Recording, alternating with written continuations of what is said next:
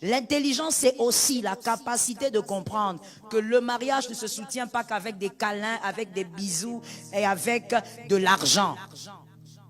Les choses que les femmes aiment. Câlins, bisous, argent, attention, tendresse. Maintenant, elle sourit. Et d'ailleurs, ce qui est surprenant, c'est que ce sont les célibataires qui sourient. Et vous savez pourquoi elle sourit? Elle s'imagine déjà.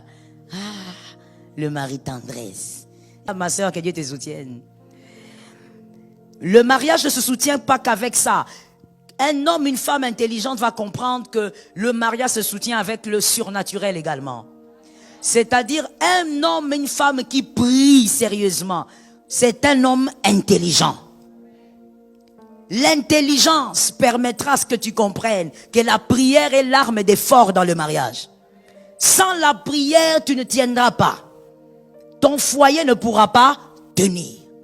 Et donc, un homme intelligent, une femme intelligente va naviguer dans la prière, va naviguer dans le monde spirituel. Est-ce que quelqu'un m'entend bien? À des moments, tu pries, le Seigneur te dit, aujourd'hui tu vas dormir par terre, ton mari te dit câlin, tu dis chérie, câlin, tu as câlin pendant 4 minutes, les autres minutes je dors par terre parce que ce mariage doit être soutenu par le monde spirituel. Demain, ce qui va arriver, on ne le sait pas. Les personnes que ton mari va rencontrer dans 10 ans, tu ne les connais pas. L'environnement change le cœur de l'homme. Même quand tu pries là, Seigneur, élève mon mari. Seigneur, de gloire en gloire, de gloire en gloire.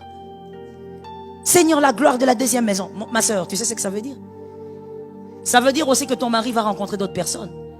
Ça veut dire que ton mari va rencontrer aussi des buveurs de vin, des buveurs d'alcool.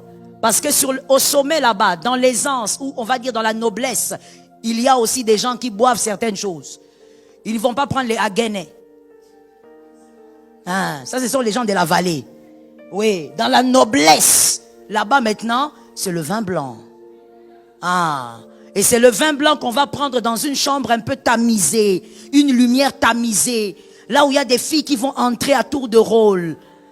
C'est ça aussi une certaine noblesse païenne. Tu as pensé à ça? Quand tu dis Seigneur, élève mon mari, est-ce que tu crois que ton mari est prêt à affronter ça? Il y a certaines choses qu'on ne demande pas pour demander.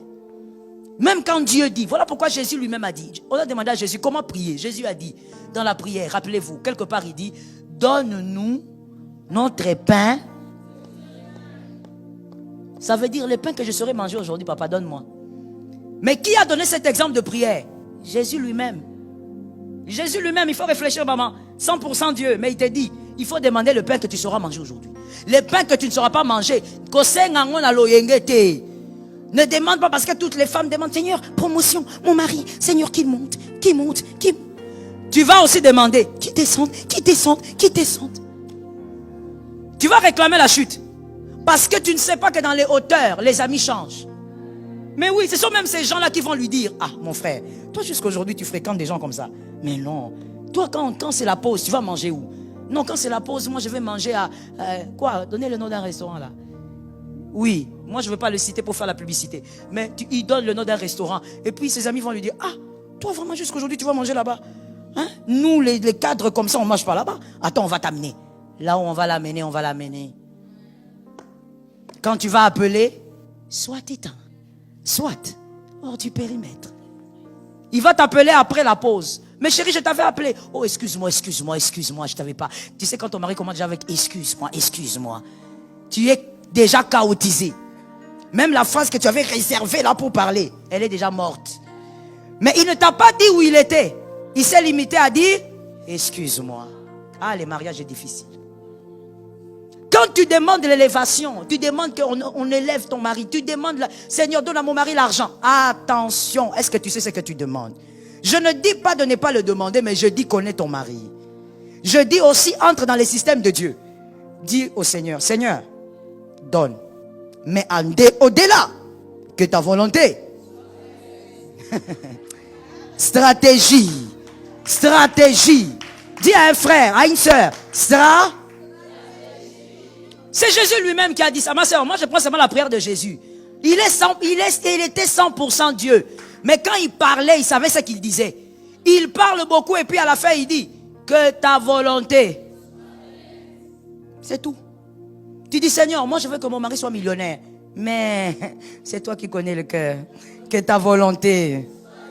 Qui voudra que son mari soit millionnaire pour que son mari soit démissionnaire? Les millions ne doivent pas amener la démission. Les millions doivent créer la responsabilité. Doivent créer, comment on dit, même, on peut dire même un toboggan pour les enfants. Que les millions ne créent pas un homme démissionnaire. Toi-même, tu vas commencer à regretter. Là. Combien de femmes j'ai vu en train de pleurer? Maman, l'argent là, maman, d'où c'est venu, que ça rentre, que ça... Parce que quand l'homme n'avait pas cet argent, l'homme dormait avec elle. Depuis qu'il a commencé à voir certains billets, c'est fini. Quand il sort de son porte-monnaie, ce n'est plus le franc congolais, maintenant ce sont les héros. Alors depuis qu'il voit les héros, il est monté aussi vers les héros. Il commence à fréquenter les héros et les héroïnes. Et quand il y a des héroïnes, il ne manquera pas de l'héroïne.